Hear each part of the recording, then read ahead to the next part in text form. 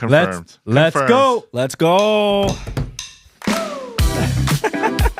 Good morning, everyone. Welcome back to the pod. Matt, Kim, Peter, Saddington. What's up? What's up? What's up? Dude, can I tell you the crazy week and weekend that I had?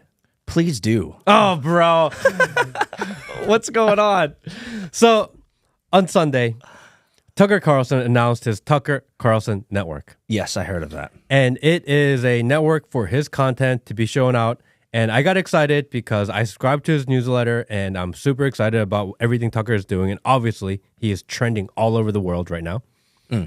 And I subscribed. Once I subscribed on Monday, I did the iOS update. Yes, I actually did that too now that I thought about that. I've So done the iOS. in the new update, there is a journal. And in the journal, I decided that I'm going to start manifesting ideas, manifesting futures. Manifesting reality. Yeah, Is what manifesting you're saying. reality. I'm a big fan of that, by the way. Manifesting your future. Sometimes if you just put your ideas and your goals out on paper and you put it out in the world, good things can happen. So on my entry, I feel like we're building up to something here. on my entry, I wrote What day was this? Monday? Monday. Okay, Monday. I wrote Tucker Carlson announced Tucker Carlson Network announced today. Be proactive, make it happen. Messaged and followed up with his team. Nice conversation. She's going to get me on his show as an interview and also try to get him on mine. Sent him a text today. Try to be funny, but interesting. Not sure if it'll work, but I tried. That is my plan A, B, and C. Do I need a backup plan? No time to second guess now. This is the way. Make it happen. So wait. Let me contextualize what you just said because this is all fresh on my ears here. Is that you downloaded the new iOS update app. They forced you to download this new journal app that's native to the iOS. And you said, well, screw it. Let me just try this journal app. And in this journal app, your first entry, you're telling me, is you're manifesting a outreach to Tucker Carlson's network, is what you're telling me? That's exactly. Okay, I feel like we're building up to something amazing here. I'm hoping the hammer is going to drop and I'm going to jizz my pants. Is that what's going to happen here? So once I had an app, the first manifestation that I had in my mind that just came naturally. It's not something that like, hey, I'm going to write an entry. Let's make a lot of money or let's grow to a bunch of followers. Yeah, all the influencer bullshit. My goal for this year, watching what Tucker has done and knowing that how he influenced my life. And I think a lot of people who watch the short form clips can tell that there is a lot of similarities in style. Yeah. My goal is I hope Tucker one day creates his own network. And if he does, I'd love to figure out a way to be a part of it. Okay, can I pause you there right for a second? Yeah. Because we have actually talked about this multiple times in Correct. previous podcasts, that you have a set number of individuals, and this is, we should really know which number this is that we talked about it because we should refer to it again. But on that episode, we talked about multiple personalities that you look up to that have been very formulative in your life, influences in your life, like Joe Rogan, like Elon Musk, though I think maybe your ideas around Elon have changed a little bit. And then the third was Tucker Carlson. Correct. Okay, so And Andrew Tate and Donald Trump. Andrew Tate and Donald Trump, which, by the way, can we just remind everybody that the top eagle, Yes. Donald J. John Trump, retweeted you, Yep. retruthed you, Yep. and pinned you Yes. to the top of his Truth Social. Truth Social. And so that was a huge win. And I actually retweeted that yesterday because I was thinking about it. And he said, Matt, what a great patriot. Or something like this. What a great patriot. Yeah. Which, frankly, is one of the best things that top eagle could say I to mean, you. coming from a president and someone I consider one of the best presidents. He's the if not president. the greatest president. And even if your opinion on him wavers, he's still the president. And he still hit you up. And for the president of the United States to call me a great patriot, it's like the ultimate honor. Oh, bro. Okay, so we have Donald Trump. You've connected with that guy at some level. Top G, Andrew Tate is you've connected with. He's Yes. following you, Yes. which is a big deal. And he's retweeted me in the past. Retweeted multiple times. We have Elon. He's might be hard to get to. He's on the list for later. He's on Elon. Come on, we're doing good things here. And then we have Joe Rogan. We might be able to get into that. So we're talking about Tucker Carlson. Are we about to check off another checkbox here? Because you're building up the suspense here, and I don't know what's going on. I mean, if there was a ladder, and if I had to put them in order, I would put Tucker Carlson at the top of people that influenced me. Oh, absolutely. I mean, hearken that we quickly forget that Matt has said multiple times in other podcasts that he literally religiously watches this man. Yeah. Like before he went off. Correct. And did his own. Correct. I mean, So it's been a long time thing. especially during COVID, every night with my wife, we would watch Tucker Carlson at 8 p.m. That was our thing. And his sign-off was my favorite news sign-off I think ever created. The sworn enemy of lying, pomposity, and groupthink. And I'm like, that's how you end a show. There you go. And so he's gone off. He's made his own TCN, Tucker Carlson Network. You wrote some stuff in this journal app, and it sounds like we're moving towards some sort of amazing manifestation. Please let me believe what I think you're about to say. I've already dropped the news to our Discord community already. But for people who are not involved in our Discord, Tucker Carlson will be on the show next week. Oh my gosh, guys, this is amazing. This is a true manifestation of destiny. So he's coming on this show. He's coming on the show. It's going to be remote, and we're going to... So I told them, if he comes on the show, can we do it live? Because we've been streaming on live on Rumble, and we've been doing a live stream. All right. I want to get the chat, and I want to get the community involved. So I want to give Matt them being opportunity. Serious, or is he pulling my like your will? It happened. It happened. So you're Tucker. Wait. So Matt Kim and Tucker Carlson. Yeah. It's a thing. It's going to happen. Can we please, just for a second, appreciate how far we've come in such a short amount of time? Like Tucker Carlson, guys, if you're not aware, Tucker Carlson is probably the most profound, influential, top starlet in the world, media world right now. We have 7.5 billion people on the planet, and you're telling me that you're going to be engaging with and talking with the guy who's probably the top 10 people out of 7.5 billion people on the planet today. Is that what you're saying? Yes. Fuck, bro. How crazy is that? How crazy is that? It's amazing. Congratulations. Well, thank you. And for me, it's huge. What? It's huge. It's huge because it's someone that's inspired me to do what I do. He's really opened my eyes to a lot of issues and subjects over time. And to have an opportunity to sit down and talk to him, number one. Number two, and I've been trying to figure out, like, what I only get like 30, 40 minutes, right? He's a busy guy. He's doing these huge mega shows right now. I've got to be the absolute smallest show for sure. With humility, smallest show out there. You probably are. Yeah, for sure. Sure. But that's amazing, though. No, that's so crazy that I get to be the bottom rung. That's amazing. Okay. That's so cool. I mean, so, see. Because he could do only the million-plus people shows. He could. And it'd be fine. Of course. Because everyone clips it. He gets shared a million times. He could easily just focus on the large shows. Oh, so I have so many questions right now.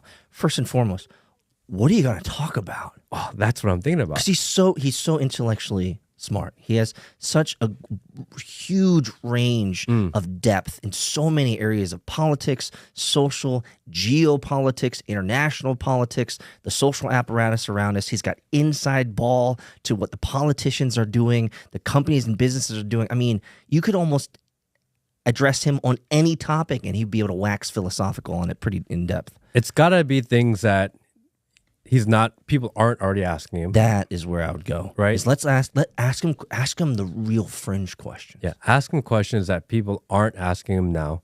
May not be the most popular or trending, but things that I actually want to know. Well, and so many times I've been like, hey, like I would love an opportunity to pick his brain because, in what I do, what we do, he's kind of paved the path for what's possible. Yeah. So I feel like I have so many more questions along those lines. Yeah. So I think it's going to be 25 minutes or so of asking questions that I feel are relevant to my life because. Okay. So let me set a little bit of context here. I came in today into the podcast area. Will said hello to Will first thing that I always do. And he said, "Did you hear the news?" And I was like, "No, because I haven't been on Discord in a couple days." Yeah. And then you walk in and we're like, "Okay, don't tell Peter the news." So this was clearly the news. But I told Will and I told you guys, here's the contact to, and I have it right here to prove the prove media. to you. Yeah, the media guy right here. Look at this. Tucker Carlson. Yeah. Here's the media contact. Dean Thompson, dean@tcnnetwork.com. Show it right here. I was going to tell you to reach out to these guys and make sure that you get on it. So can I just say, And we're like, oh, that's cool. I know. You guys played me out. You guys played me out like a sucker, dude. Oh, that's cool. So here. Dude, what up, man? So here's my thought. Like, does Tucker have room within this new network for an Asian dude who's talking, free thinking? I mean, could you be a part of this network? I don't know. Right now, for maybe sure. I'm manifesting something here, but like that would be freaking awesome. Yeah, right now, for sure, what we do know is that his network is for his content and his interviews, right? We know that for sure. So why the hell is he interviewing you? Well, I'm interviewing him. Oh, you're interviewing him. Okay, I'm okay, interviewing okay, him. okay, that's I'm interviewing him. But there's going to be opportunities to possibly get interviewed for segments on his show. So Conversations. you're going to be like a staple personality on his network? I don't know. I'm saying it as a manifestation. That's Sure. what I'm saying. Sure, Yes, that sounds the- good. That's That sounds good. wait. You've watched all of Tucker Carlson's stuff. Yeah. I have. I think 90% of it because there's some that I've missed. There's this old dude that he interviewed recently that I didn't watch. In Ukraine? Yeah, it was Which interesting story. It was a little bit boring to me in the first 15 minutes. But anyway, here's what I'm going to say. How many people have actually sat down and interviewed him? Think about Well, it's becoming more common now. fair. As Peace. a lead, for the lead up to announcing the network, I've seen him do, Theo Vaughn. Yeah, Theo. He was on Theo Vaughn. He was That on fun. Theo Vaughn. He's done the Nelk Boys earlier in the year. Okay. He's done a few, and then now that he's announced his network, he's doing kind of his podcast tour. Can So it's not like, hey, I'm only gonna do Matt's show. It's he's doing other shows, and I just happen to make the list. Which I'm gonna be honest, like that's amazing, that's great. I'm the bottom rung. I'm totally okay with that. You gotta know where you are in order to know where you're gonna go. But man, let's just soak in the juju though. This is an amazing accomplishment. We've only been doing this for 11 months. Yeah, about 11 months now. Come on, bro. This is Thank you. Yeah, it's amazing. I think it's so cool that he's willing to sit down, have a conversation, and we've been texting. you guys are down like that? Just a little bit. You guys are down. But a few. You got his cell phone? You're practically best friends. Well, that's what I told Will, like, hey, I texted Tucker, and he's like, are you guys best friends? Bro. So I don't have you ever watched the All In podcast? Yes. So those four guys, right? The Yeah. four venture capitalists, right? I had this image in my head that Tucker would do some sort of round table and I'd be watching you sitting there. I'd be so proud. My heart would. I'm getting the heat sweats again, guys. By the way, I'm getting the heat sweats. I think it's interesting what he's doing. Obviously, he's motivated to get as much information out there about his network because that's what they've been working on for the last 8 months. And to be honest, I don't know how this ends up. I feel like he had a non-compete with Fox. He can just start his own network. Well, I guess we'll see how that turns out. Man, so what are you going to ask him? I mean, I already asked that question, but there are opportunities to ask him things that are pertinent to you that I'm sure he's a great speaker. So he'll be able to answer anything that you ask with eloquence 100%. But I'm curious as to whether you could do him a solid. And what I mean by that is ask him questions that would deeply benefit him in his and a way to unpack and expand his personality. For example, if you were to ask him, and this is coming off the cuff of my, the seat of my pants here, but if you were to ask him about like Asian Americans or the recent issues with Harvard and MIT, you've heard about that, about all the leaders of these universities who are clearly DEI were put into these leadership. Hate America. Yeah, and they're so unqualified. I think Miss Gay, who is the Harvard, she plagiarized her.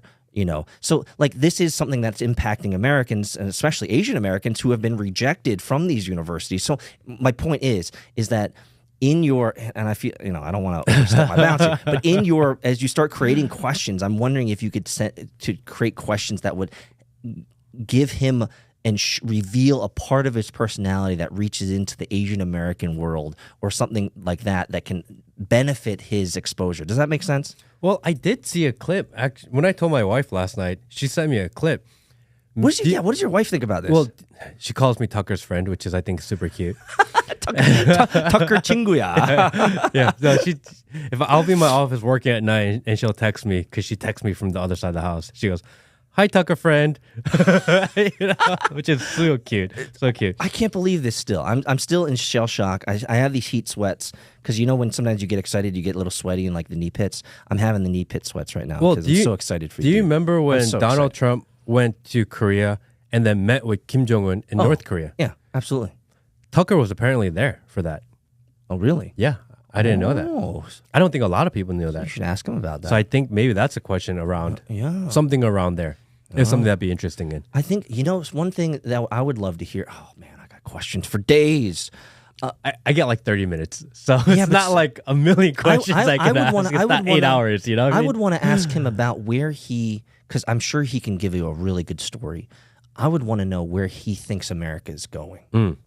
Like, give him a broad swath opportunities. Like Tucker, you've seen everything, and then you can say like you've seen politics, you've seen social, you're hanging out with celebrities, right? You kind of see the economic horizon of what's happened. Like, where do you think it's going? I'd love to hear his perspective and some examples of where he thinks America is headed, because the America is divided depending on what side of the aisle you're on, right? So I'd be curious as to see what his prospectus is for 2024, and I'd love to hear whether he thinks Trump's going to win. Like, that would be amazing. There's a few questions that I get a lot from people who DM me. Come on, man. This is, how many opportunities do you have to sit with the top G right now in the planet? Hopefully more than one. You know what I mean? Dude, you're going to do it. I'm going to say this, I love you, and I'm going to say this in all humility and all love. Do a fucking good job, please. No pressure. Just do a great job. Don't fuck it up. Do a great job, because I'm going to be watching that. I might actually, what we should do? We should do a watch party. Yeah, it's gonna be live. I'm gonna host it live on Rumble, so the chat can get involved. They can Discord be there too, and all of that. The Discord guys love hanging out in the Rumble chat, so we'll definitely do it live. And originally I wasn't going to. But then I thought about the Discord community and our free thinker army that we've been building, and how big they've been and how much they've helped this happen. Yeah. Because they share the content. They give me ideas for stories. They're the backdrop where I can put some stories and ideas out there, and they give me feedback. Right. So this is just such a huge thing. And I didn't want to go it alone. So I thought it was so important. And I was like, can we do this live? Because I want the chat to at least feel like they're there too. We have to make sure the voice is working. We're going to test all week. We're going to test all week just to make sure it works. But yes, it's huge. It's probably the biggest thing. This is the biggest thing. It's the ideal way to close out this year. And if anything, this is personal validation for me that we are going in the right direction. 100%. Say less. We are going in the right direction. What day are you doing this? Next Thursday. Next Thursday, 12 p.m. Next Thursday, 12 p.m. Yes. Eastern Standard Time. Okay, so I'm going to try to be here in office, just hanging in the back. I just want to be part of the, because I can take lots of pictures and stuff, and I'll B-roll. Man, Matt, congratulations. Thank you. Let's go. Yeah, let's go, everybody. Let's go. Of everything that's happened in the last year, because this, I'm going to cut you off. I can't believe you've done it. It's crazy. I mean, if people are like, yeah, it could have happened. No. No, it doesn't happen. This shit doesn't happen. No, nobody starts let's be honest. I remember reading this. I'm probably gonna get the number wrong. It doesn't fucking matter. Like 1,500 podcasts are started every fucking hour. Yeah, or some stupid statistic like that. Yeah. So 1,000 podcasts an hour are started by knuckleheads who are in Nebraskans. Like I heard about, I need to make a podcast. I love Nebraska. Right. Well, we love Nebraska. But the point is that of the 1,000, let's just say 20,000 podcasts that start a day. Right, most 99.999% of all of them are going to end up being absolute garbage. They're going to end up being nothing. Why? Because people are weak. They quit after 3 episodes, 4 episodes. Nothing happens. Ain't nobody who starts a podcast today will say, hey, you know what? In 11 months, I'm going to be hanging out with the top G, the #1 personality, the #1 media personality, #1 of the biggest influencers, one who said, fuck to the... Fuck off to the established media, got fired from Fox, like for no good reason other than speaking the truth. Like, no one would ever conceive of hanging out with Tucker Carlson 11 months into starting a podcast. Yeah. Never happened. And here you are. A statistical anomaly. We manifested it. We've been putting it out there into the world. I've been talking about it with people over and over and over again. It's one of these things where you take your idea of something that you really want to achieve and you put it out into the world, and it happens. I'm flabbergasted. I lack words. The only things I can say are just exciting, adjectives right now, because it's just amazing that you've done this. It reminds me of the old meme from the Vine days. Do you remember when, I don't know if you've ever saw this, where the UK guy gets slapped by his friend and he looks at him, he's like, I can't believe you fucking done this. Like, that's what I'm thinking right now. I can't believe you fucking done this, bro. You fucking done this. You've done it.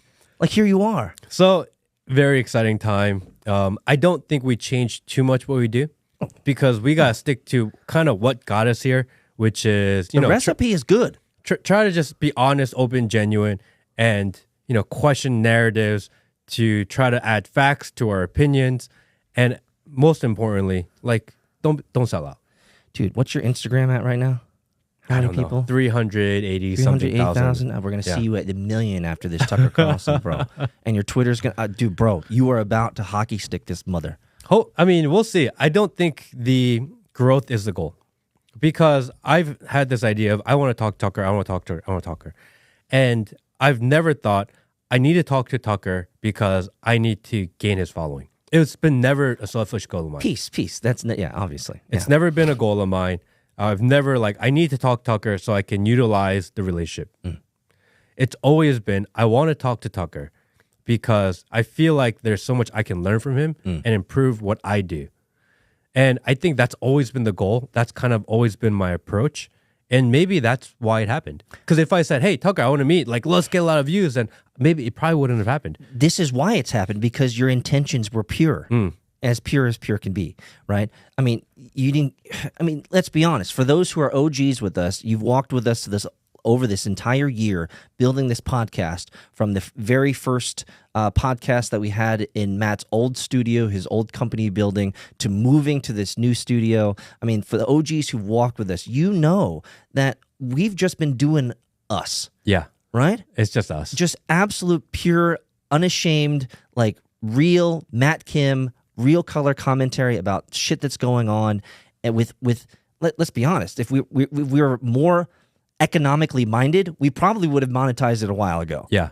But there were opportunities. But let me say and repeat, that was never the goal. The goal was to build something sustainable, long term, that is fun to do. And if we so happen to make some money on it, great. Amazing. If we have you have great interviews with some amazing people, love it. And I think that type of heart, that type of intention that you've put into it and that the community has responded to, you are receiving the harvest of this good divine matrix that, let's be honest. Let's not say harvest, because this just means we have even more work to do. All it is validation that we are on the right track, but it is definitely not an end goal, because we have even further to go. And if anything, it's more pressure to perform bigger. Peace. Fair enough. So Matt will be the humble one. I will be the cheerleader saying, fuck all that noise. We're going big time, baby. Shooting to the moon. Let's go. I'm just so amazed. I'll say it multiple times in this podcast. I'll probably say it in the next podcast as well. I'm just so proud of you, Matt, for what you've accomplished here in the Matt Kim podcast. And thanks to all the followers, all the subscribers. Smash the like button. Those in Discord, those in Telegram. You guys are the in a lot of ways, the rails and a helping engine to keep this going. It's not possible without the community. 100. So everyone, love you guys, appreciate you guys. Literally not possible without you. On a side note, if we can move forward. I don't know. I don't want to move forward. I want to keep talking about Tucker Carlson. Do not come. We watched on the stream together. We watched the Tucker Carlson and Alex Jones interview. Yes. And how crazy was that? Can we just say that Tucker had Alex Jones on his feed, and 2 days later, Alex Jones was reinstated into X. Is that power? That's crazy. Sounds like power to me. He was able to give a guy his life back. You got it. And now Alex Jones is going to have his own exclusive show on X. And he is going... That interview was wild. Oh, they were all over the place. Because on that type of big setting before, some of the ideas... I mean, if you are in the know, if you consider yourself awake, if you are on that side, some of the ideas that Alex Jones threw out there, you're like, oh, yeah, I've heard that before. If you are middle America and you've never been introduced to some of these topics on a platform like Tucker, mind's blown. Yes. And I couldn't believe, and because it's on YouTube, I can't even say some of the things that they talked about. Yeah. Like drinking children's blood and gay frogs. But here's the thing, though. And cabal. And these types of ideas that are way out there, and the fact that he was able to put it all in, wow. He's red-pilling the world. That's crazy. That's what we want. I was telling my wife probably a couple nights ago that I've been really encouraged that you've been getting so red-pilled. Even you're going even deeper in some of these areas that I've been going deep for over a decade now.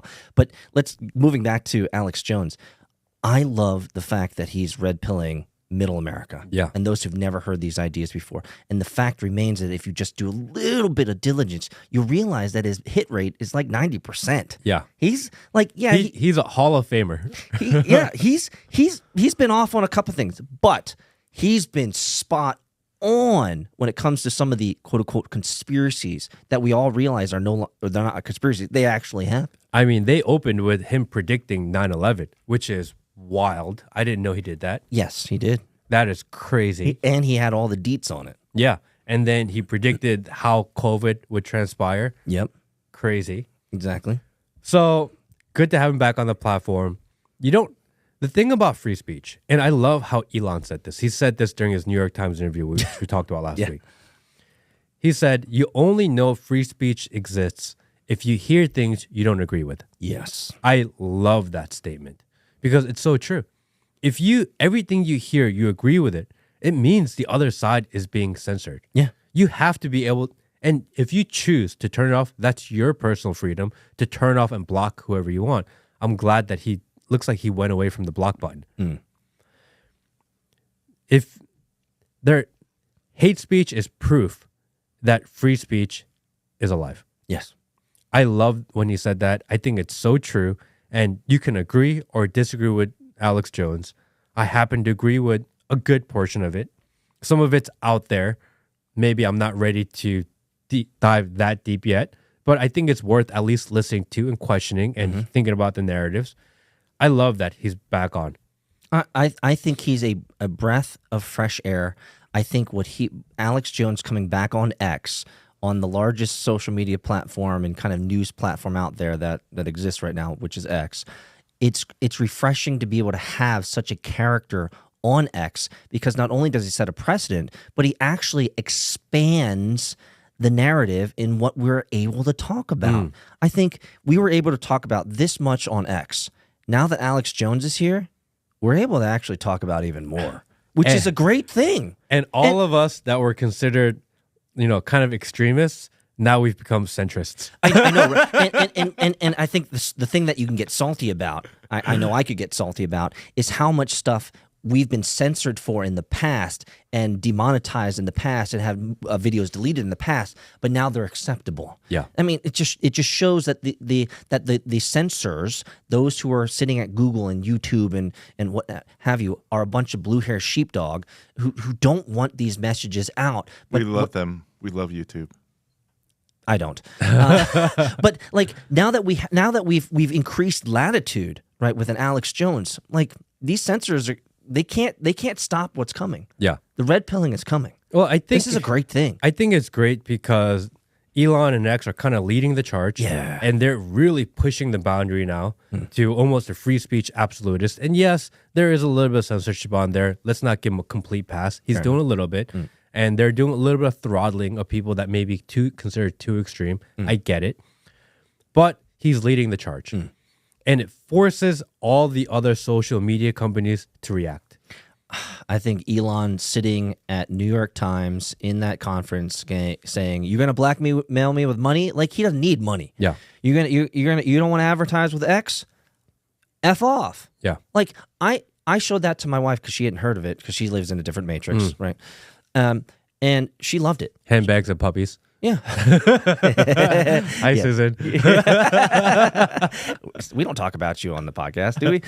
But I love that because he set a precedent as well. He just said, "Hey guys, like if you don't want to advertise, fuck off. Yeah. Like we will do what we need to do." And then the moderator was like, "Well, what happens if X dies?" And he's like, "Well, it's going to die then. It's going to die. It's going to die." But I love the fact that he's taking on that charge. Here's a question that I have to ask though: free speech absolutism. Right, Alex Jones was kicked off of Twitter, now X, for accosting, or that's too strong a word, engaging someone and telling them that they're a bad person, essentially. Right, he didn't get kicked off because of the stuff that he's talked about with Sandy Hook or any of the other conspiracies that he's talked about. And so here's the question: can free speech, and I don't know if I have a fully formed argument here yet, but can free speech actually translate to violence? And where is that line? Because as we've seen in the MIT, the Harvard, the Princeton, all these universities with DEI, and you have all these ridiculously uneducated students who are creating these protests and saying, like Antifada, let's make sure that we kill a certain type of people group. Is that free speech? Are they moving to violence? What's your thoughts? It's a tough one because the idea of inciting violence, right? Can you yell fire in a crowded movie theater? That's illegal. Right? Yeah. But the argument for people who want to censor that type of information are making the same argument, right? That you can't just say, hey, go after someone physically because you're essentially doing the same thing. At the same time, we're removing people's personal responsibility, right? People are responsible for their own actions, regardless of who tells you what to do. I don't know. I'm glad I'm not in that position to make that decision, to be honest. Here's my very overly simplistic argument. When anyone says, hey, can free speech potentially incite violence? My answer always is we lived through many, many, many, many years of CNN, MSNBC, CBS, all telling us during the Black Lives Matter Summer of Love to incite this type of violence. I mean, wasn't the talking heads? Wasn't Pelosi saying, let's go attack them? I mean, weren't they essentially doing what these students are doing on these campuses? And words are why really... Why aren't we holding them accountable? Well, words are really funny, right? Because depending on how you position a word and how you relay a word, it can be a call to action in a direct manner, or it could be a figurative call to action. And depending on how it's perceived and how you explain it, it can be perceived as such. And I think that's the hardest part of it because now you have to prove intent. Yeah. Right? And how do you prove someone's intent? Almost That's impossible. the absolute hardest part, right? Yeah, it's almost impossible. She might have said it, but she could say, like Donald Trump, who said, hey, we should march to the Capitol. And on one side, they say, oh, he encouraged people to riot. The other side, well, that's not what he meant. How do you prove someone's intent? Yeah. In a lot of ways, it's just people projecting their own desires into that word. Yeah, that's what you wanted to hear. Yeah. And I think that's the absolute hardest part about this type of argument. How do you know what someone's intent was? The answer is you'll never know. And who made somebody the arbiter of someone's intent via their words? It's a really tricky slope. And again, I am so glad that I'm not in a position to have to make those decisions. Well, I'll tell you this. Because no matter what you do, it's wrong. I'll tell you this. After you interview Tucker, You're gonna be you're gonna be part of that great cloud of witnesses, bro. I can see paintings where they have I don't think there's Donald any Trump, paintings. Tucker. They have Top G, Andrew Tate, and then there's Matt Kim's fucking face right there, the Asian guy right in the breaking bread with all the leaders right there. I can already see the comment section. Is his eyes open? Yes, they're wide open. They're wide open. Actually, figuratively and literally, he's wide open. So Alex Jones is back. I can't wait to see how he ruffles more feathers. I'm so glad that he's being reinstated. I've been a fan of Alex Jones for over a decade, and it's not that I followed him and followed all of his words. I just saw him as someone who's willing to be a flag bearer for what I saw as the cracks in the matrix for me decades ago began cracking. This was the only guy who was willing to was he outlandish? Was he loud? Does he say some things that somewhat nonsensical? Yes. But was he willing to address the anomalies and the weird things that were going on? Absolutely. I'm a big Alex Jones fan. I'm glad he's back. I hope he's doing well. And there is this weird, unexpected team of people kind of forming. This team of people that are maybe anti-establishment, that are free speech absolutists. And it's this weird oddball. It's like, I can't even think of a movie that I would compare it to, but it's this collection of all these people that have all this influence, that have had success in their life, that are somehow coming together. I see what you're talking about. Yeah, but Tucker Carlson and Elon Musk, which typically you wouldn't put them on the same team. They're on different sides of the spectrum. And then you have like an Andrew Tate jumping in with them, right? Which is such an odd person to kind of stick in there. I have to bring it up. You saw the Andrew Tate and the British guy, what's his name? Piers Morgan. When he gave him COVID. Yeah. Did you see that? That shit cracked me up, man. He was like, you came all the way over here to Romania to hang out with me. I gave you COVID and you took like 6 shots and 9 boosters. I love that. And Piers Morgan, who calls this show uncensored, is ironically in favor of censorship. Absolutely. Why call yourself uncensored? Like, it's almost mocking. It is mocking. You know? Talking about symbolism. Taylor Swift, person of the year. Man, is our society doomed? Like, seeing Taylor Swift on the well, first off, Time Magazine, let's get it straight. Time Magazine is a propaganda arm of the media. 100%. Interesting. 2016 100%. Time Person of the Year was? Barack Obama? Donald Trump. Oh, was it? Yeah. Oh, well, some would say Don't forget about 1939. 1939. Hitler. Yes. Last year, Zelensky. Yes. So, I don't know. But Taylor Swift, Person of the Year, and I only want to talk about this because we have been mentioning her over the last month or so. It feels like she keeps on popping up. We talked about her because she was trending with Travis Kelce, right? And that whole ordeal and the Pfizer booster guy. And then we talked about her a little bit last week. And then all of a sudden, she becomes Time Person of the Year. And we're like, damn, they've been building up to this. Well, the last podcast, I talked about how Taylor Swift is going to be the savior of Joe Biden's presidential election coming up. And they are currently trying to give her as much credibility and power and influence as possible. Which is like trying to give a Barbie credibility. Like, you're a child's plaything, right? You're not. No one should ever take you seriously, which is so fascinating whenever I see commercials, let's say like COVID commercials, and it's celebrity after celebrity after celebrity after celebrity saying the same thing. And if you extract yourself out of that for just a moment and you look at all these celebrities saying the exact same thing, it makes you question, why are they saying all the exact same thing? Yeah.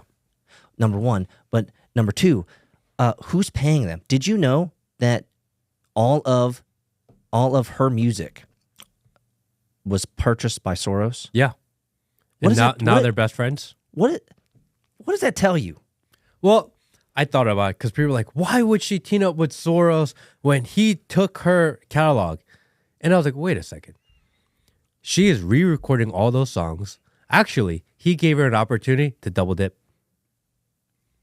She gets to record them again and sell it again, and she's selling those albums again. And people are like, oh, they took it from me. But really, she's selling the same album twice. Not wrong. Yeah.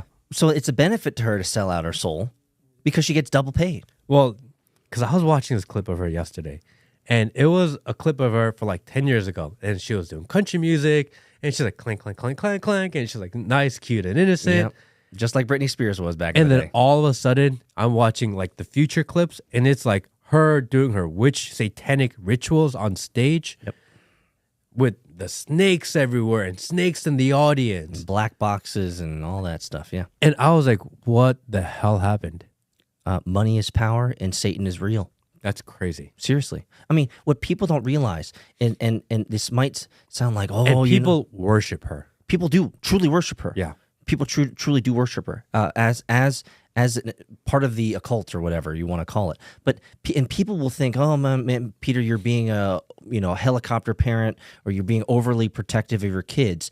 The answer is no, my child. You're not going to her concert, and the reason is because I know too much, and what they're doing is they're involving you in a ritual. That's the key word. They're involving you in a ritual so that they can gain your energy all towards them.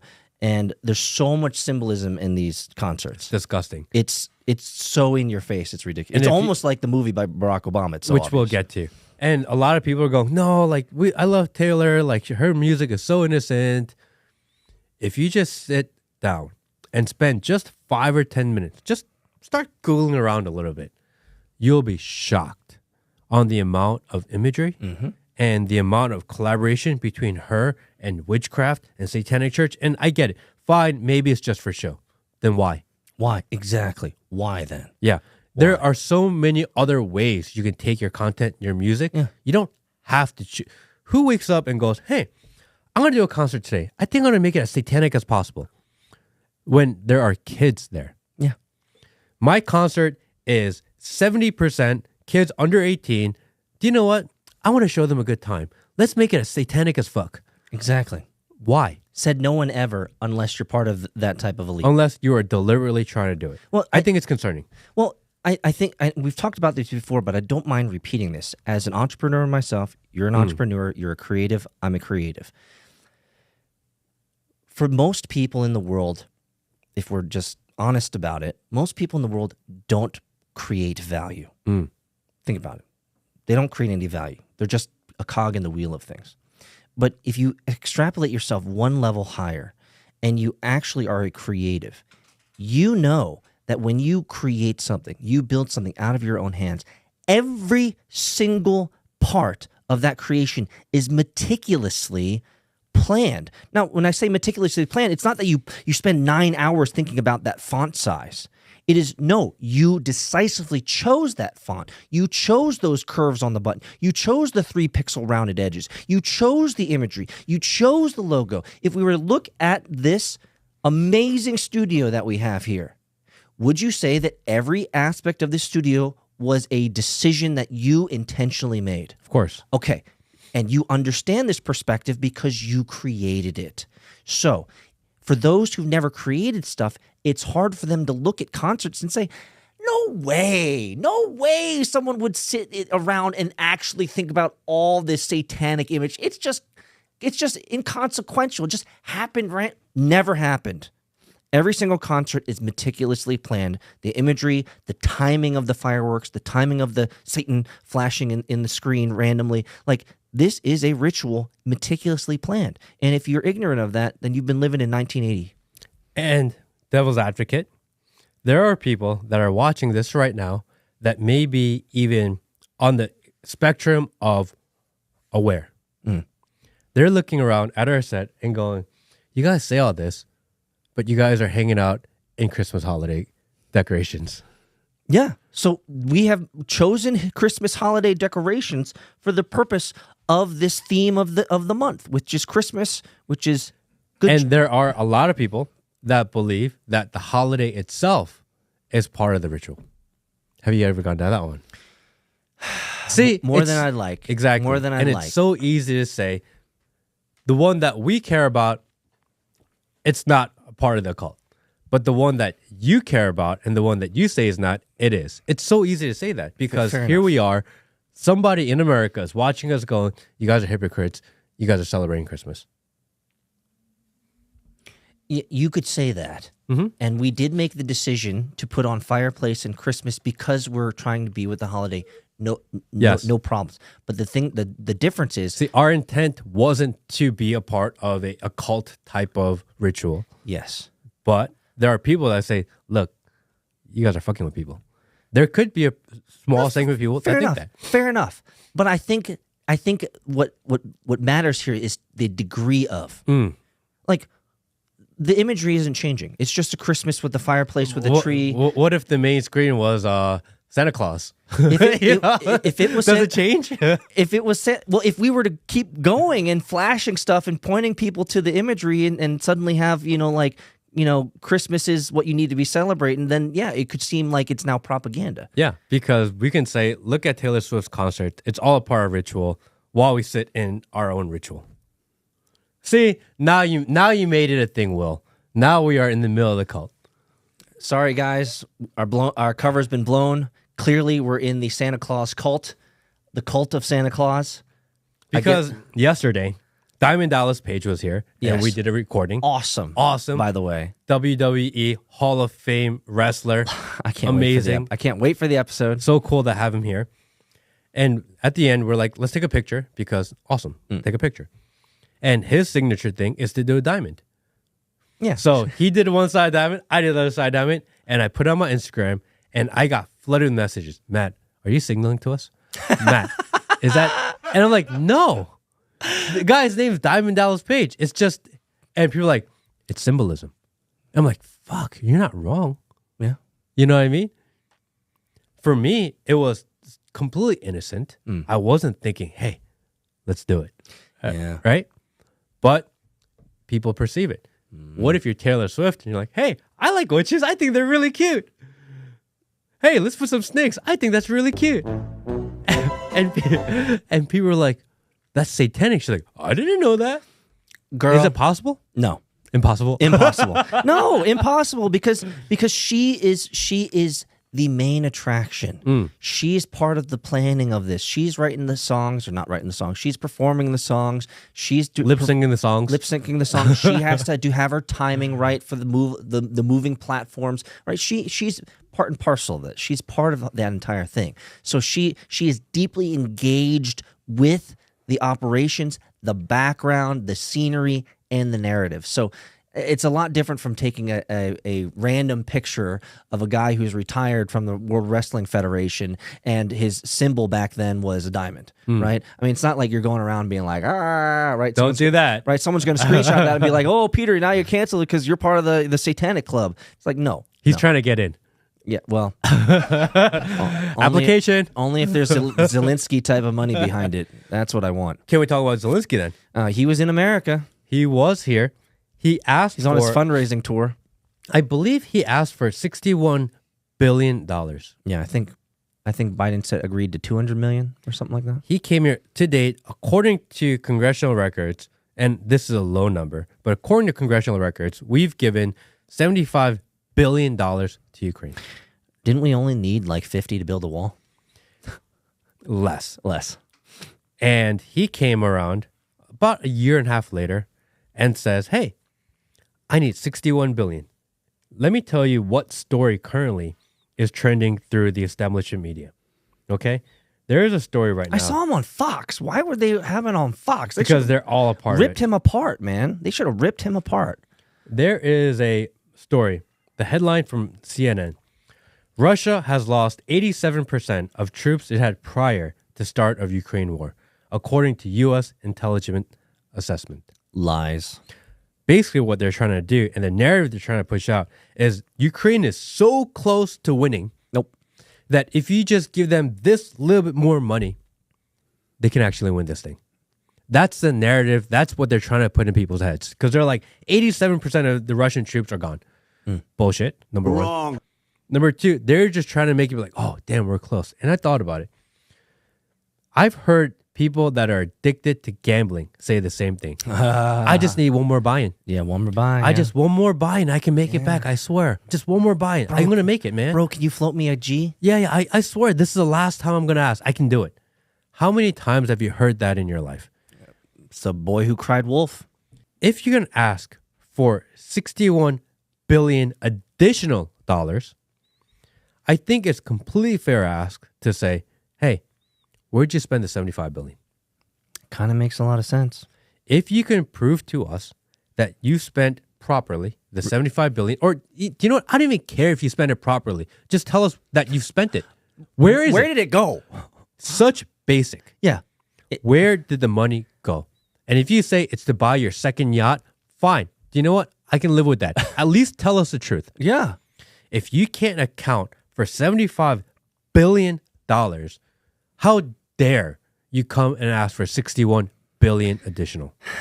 So my issue is that they're doing this in plain sight, and they're doing it through the propaganda media apparatus, CNN, Fox News, shoving it in our faces, smearing it in our faces.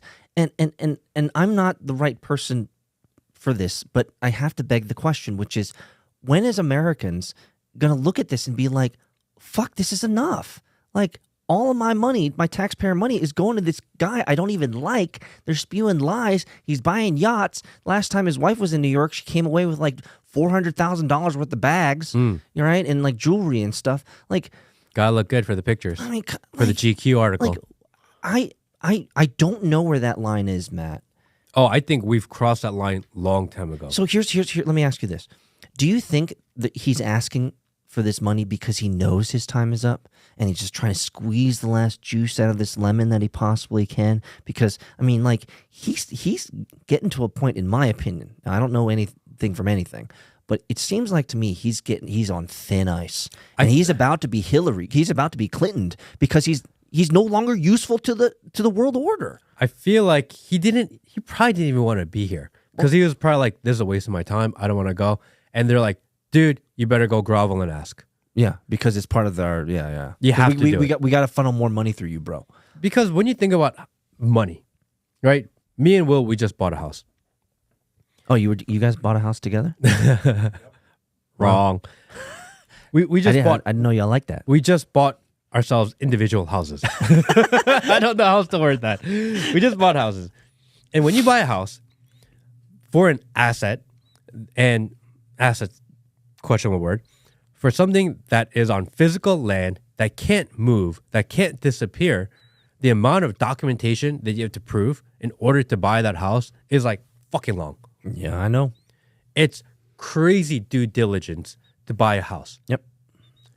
In order to borrow or get $61 billion, all you got to do is show up and be like, hey, can I have some money? You would think that there's a paper trail of saying, hey, you know what? I've been in government contracting. I know how arduous it is that they go line by line with these government contracts. It's just like, here's where this money's going. Here's where this money's going. Here's where this money's going. It is just meticulous. But of course, we never see any of that. It's just going into this black hole. So what is he doing with the money, number one? And I can't believe he actually has a lack of situational awareness and a lack of humility that he's coming onto American soil. And you saw him on Fox where he said, don't build roads. Yeah, give me money. It's crazy. Like, you couldn't have said a stupider thing in today's economic times in America. Like, don't build roads. Don't care about your own township. Don't care about what's going on in your own vicinity. Care about me in a country that's 12,000 miles away. But I do want to recognize our loved commander-in-chief because he has a heart and he cares. And he gave Zelensky a nice little parting Christmas present, $200 million. Nice little, consolation prize. Yeah. I can't give you the $61 billion. I apologize, but it's Christmas. Yeah. I care. Yeah. I'm open-minded, open heart. Sorry, all I could scratch together for you, small envelope, $200 million. I'm sorry. And $200 million of not my money. Right? That's exactly what he did. $200 million of not my money, my taxpayer monies, who are literally scrapping by, trying to figure out whether they're going to buy apples or oranges or bananas if they can even afford them at the grocery store. And he's just giving it away to this guy who used to jiggle his wang on like TV in Ukraine. Dude, I think you jiggled your wang on this pod before. Have I jiggled my wang? I don't feel know. like We need to go back in the episodes. When did I jiggle my wang? Do not come. Did I jiggle my wang? Guys, find that clip. Yeah. Dude, he's a shameful person. Yes. Shameful person. I have zero respect for him and everything that's happening. He is a puppet. I think he's going to get Clintoned. He's not useful anymore. Yeah. He's. I mean, it's not working. We've moved on to Israel, Palestine now, and soon after Israel Palestine, who knows what's going to happen? Iran. Next. Well, apparently, there's going to be right now, UK is being massively attacked from cyber attacks. This week we'd have massive cyber attacks, so they say we are, and so. A lot of things are happening. I think we're moving on from Zelensky. I think he's going to be Clintoned. I think he's going to be removed because he's no longer a valuable asset to the regime and to the puppet masters. Before we move on, can we just play the Zelensky clip I sent you? Is this one him jiggling his wang? That's a good one. Okay, I want to. Can you play the Zelensky clip? I feel like we need to see this for context. General Austin, I have come here for a re-up of cash. I brought the coke. I brought the hookers. I brought the kickbacks. Now, where is my money? I need it to buy another yacht. Fund the war to fight against democracy. Oh, my gosh. Delete the yacht part. I have dirt on all Washington politicians, and I will release unless I get my money. Do you want your sons and daughters sent to the war? Come here. You gotta love AI. You gotta love the memers. I love the memers. I am totally embracing the memers these days. I think they are doing a huge service to our country, and I say that because remember we had Brandon Dilley on the pod. Yeah. The New York Times just did a hit piece on Brandon Dilley and the Dilley meme team. Really? Yeah.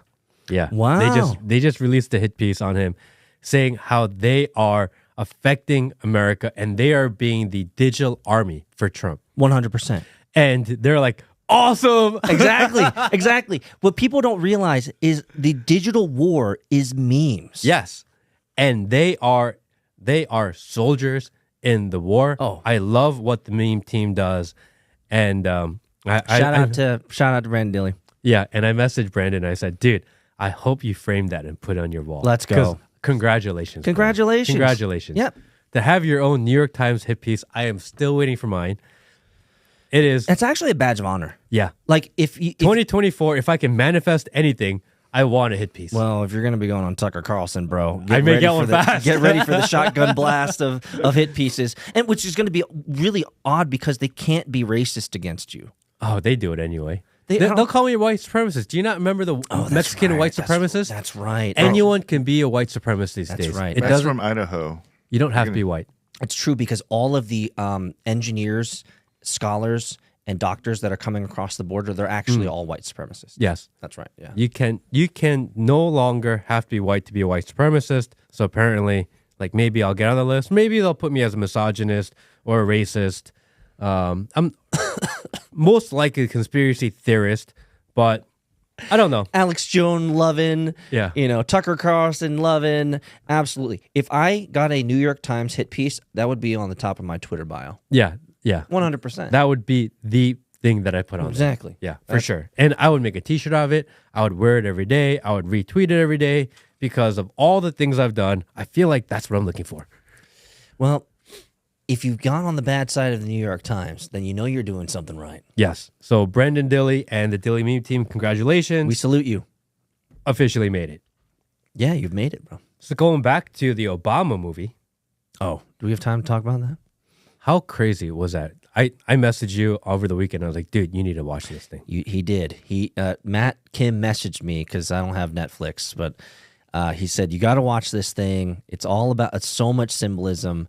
And it took me a day, got on Netflix, watched this thing. And wow. Can I give you my first reaction? Please. I loved it. Really? Not because it was a good movie. Yeah. I loved the movie en masse. And the reason I loved the movie is because I found myself easily 20, 30 times during the movie going, fuck, they're just telling us. Yeah. I mean, they're telling us. It's so obvious. It's almost like it's, in my opinion, the Barack Obama movie is almost like the WEF videos that we've seen. Yes. Where the WEF, the World Economic Forum, they literally create videos telling us what they're going to do, and then 5, 10, 7 years later, it happens. Yes. Right? And we've talked about this, and some people will say, oh, you know, it's conspiracy. Get the fuck out of here. If part of the grand design in the elites, I don't care if it's Masonic, pick an elite, part of the contract of being able to execute world domination or world pivoting events is part of the elite social contract. You have to tell the world what you're going to do in plain sight, because most people are stupid, and they say, "We're going to tell you, hey, I'm gonna throw this in your face." Okay, I'm going to tell you right now, I'm going to throw this in your face, but it's not going to happen right now. But I'm just letting you know, and you're going to look at me and say, it's not going to happen. And then, 4 years later, I throw it in your face, and you're like, oh, well, that was random. No, I told you 4 years ago I was going to throw it in your face, bro. Yeah. I told you 4 years ago. Don't you remember? And you're like, no, I don't remember that. So, bringing it all back, I loved it because I think I pulled out maybe 12, 14 things that I saw that I was like, thanks. Mental note. This is what you guys are going to do in the future. Can you pull up the, I sent you 3 pictures, Will. Let's see if we can pull those up real quick. So if you watch this movie, and my initial thought is, if you're the Obamas, and if you want to be fair, logical, and rational, if you're the Obamas, you don't need money. You have more money than God. So you don't produce a movie because you want to make money. That's not their objective. That's their goal. They can put their name and produce anything they want if they wanted to get in the movie thing. Yeah, no problem. They could produce something that's family oriented. Yeah. They could have promoted something happy and healthy. They could have promoted anything that they wanted. They chose specifically to promote and produce a dystopian movie about the end of the world that features satanic imagery. Yes. They deliberately made that choice. Can you pull up and this right here, not this one, the one where it says leave the world behind. So while he's bringing that up, I will say that when I got to the end of the movie, I was very unfulfilled. And the reason is because there was no resolution.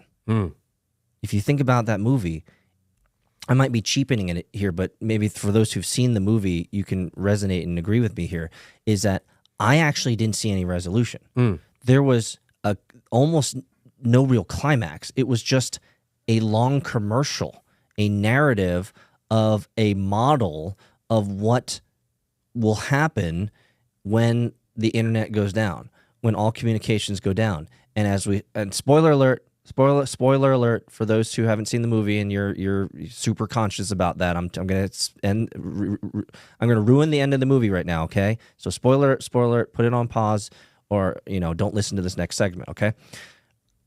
They just told us what's going to happen when America is attacked. Yes.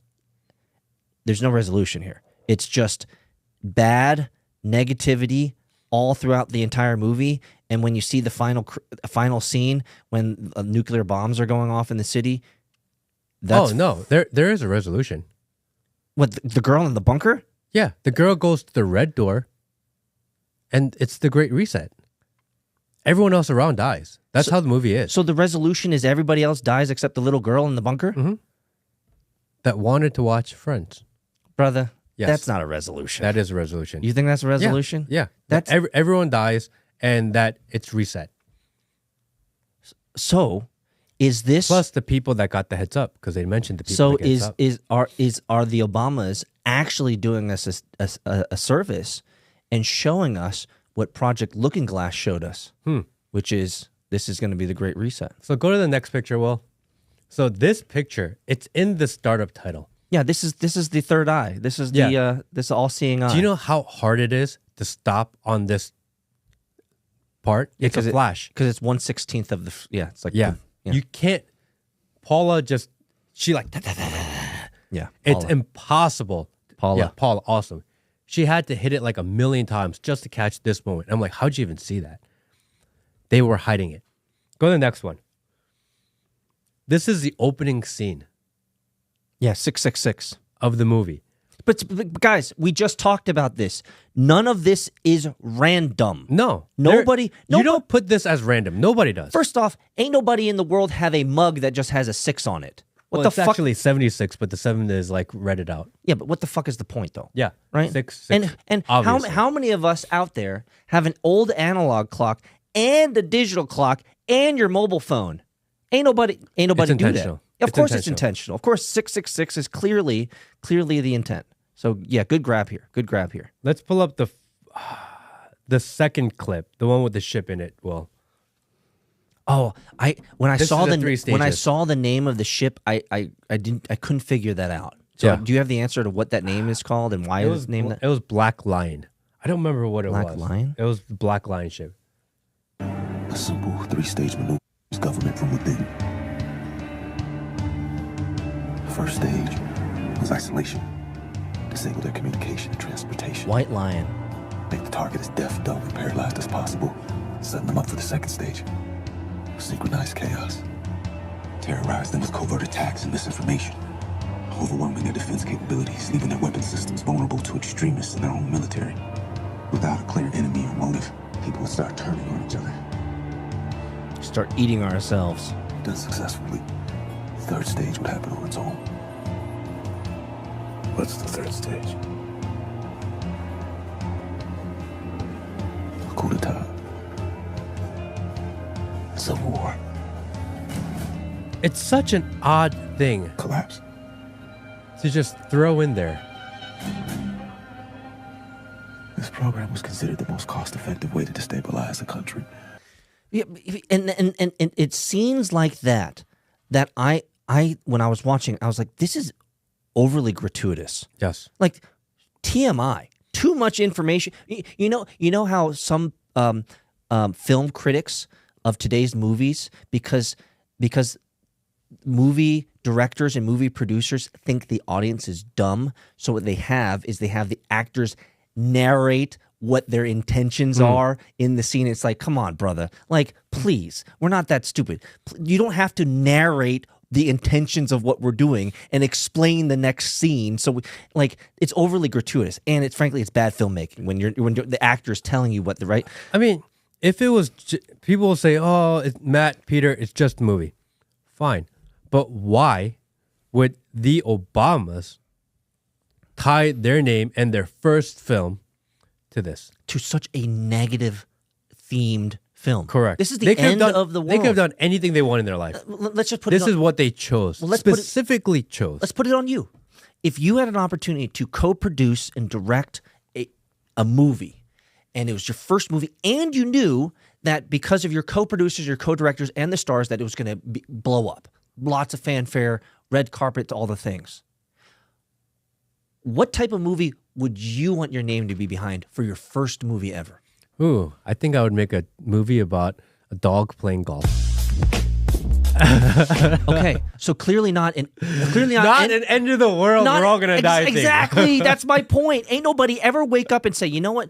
The way that I want people to remember my first debut into movie stardom is I want to create something that's absolutely negative, the destruction of the world, and the country that I was leading for 8 years. And just in case the movie producers and the directors get anything wrong, I want to chime in to make sure it is accurate. Why? That's so weird. Can you pull up the second clip too, Will? Super weird, guy. This is a scene that really got me thinking. All right? This one really got me thinking. Conspiracy theory about a shadowy group of people in another world is far too lazy of an explanation. Especially when the truth is much scarier. What is the truth? No one is in control. No one is pulling the strings. Sure, there are those like my friend who might have the right kind of access to the right kind of information. But when events like this happen in the world, the best even the most powerful people can hope for is a heads up. See, See, it's this over gratuitous narrative bullshit that makes filmmaking today so crappy. But I understand why they're doing it in this movie. But extracting yourself out of this scene for a second, like, it's a bad movie when the actors have to tell you the background intentions, right? It's bad storytelling. So this woke you up. Why? I mean, okay, in our mind, and we've had these conversations, we always talk about the shadowy people in the shady people in the shadows that try their best to control their lives. You mean the 12 families that run the world? And we've seen this movie as a projection of... That's a good word. Predictive programming. Oh, even better. Predictive programming. Yep, 100%. So it would make more sense if he said there was a cabal in charge. What he said was the cabal is not in charge. Misdirection. Which is even more interesting because I think everything else in the movie, they're like projecting. Yeah. They're truths. This one is not. So it got me thinking, what does that even mean? It means to them, the people that think they are in charge, even themselves are not in charge and are slaves to another being. Slaves to a greater power. Correct.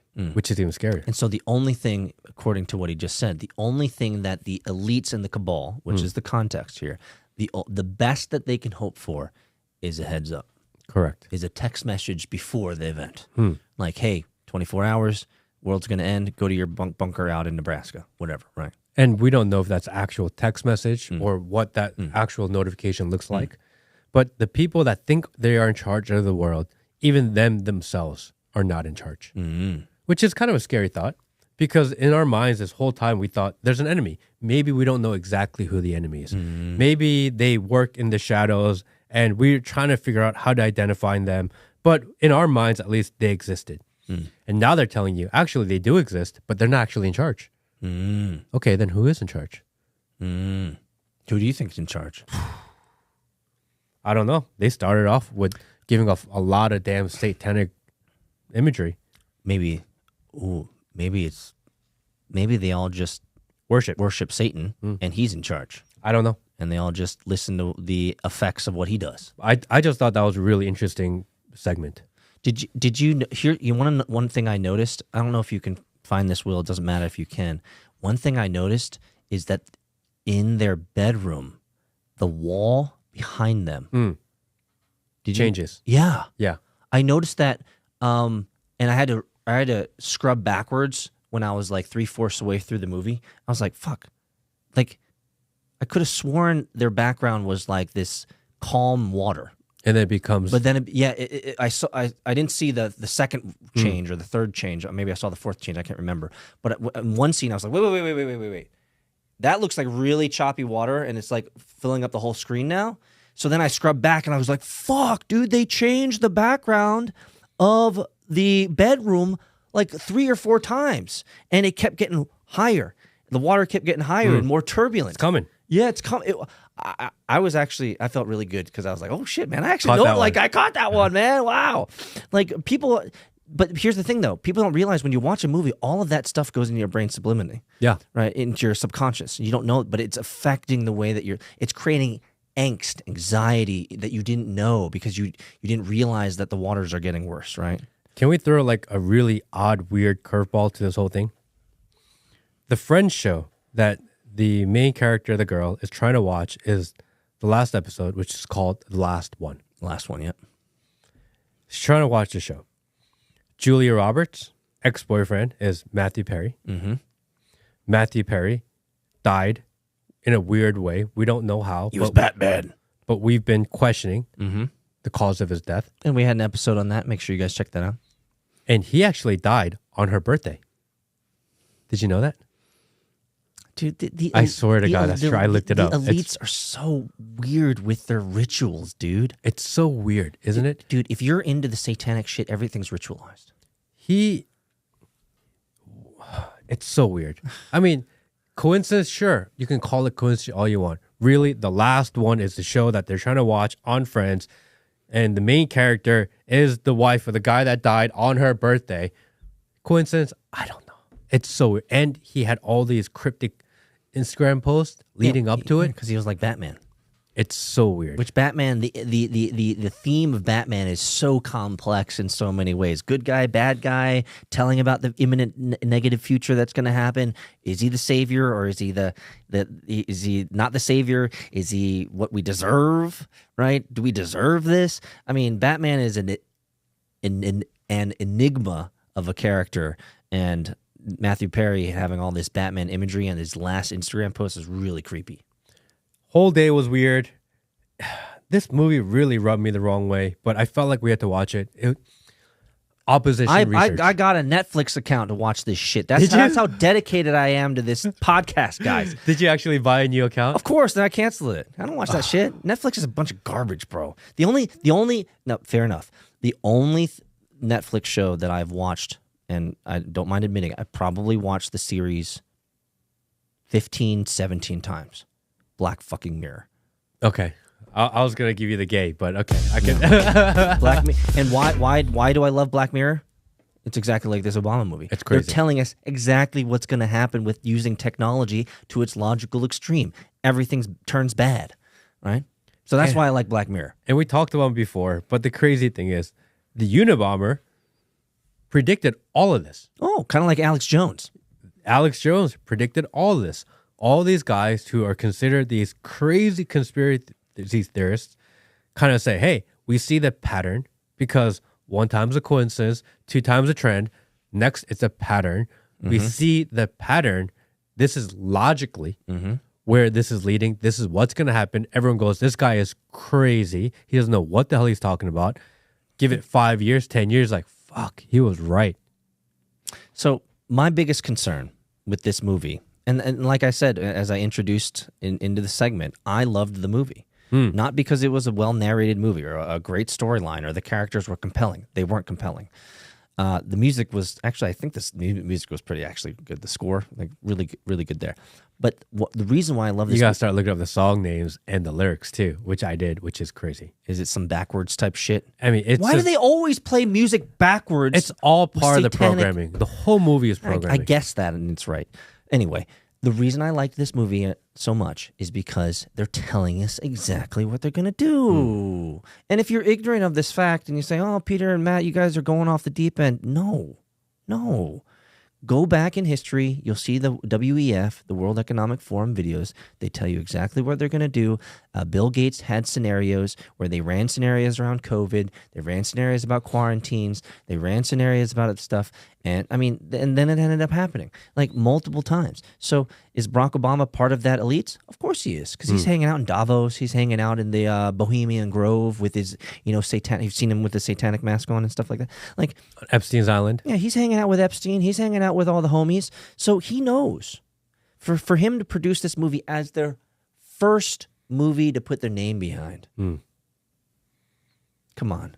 He's showing the elites, cabal, I got you. This is my last.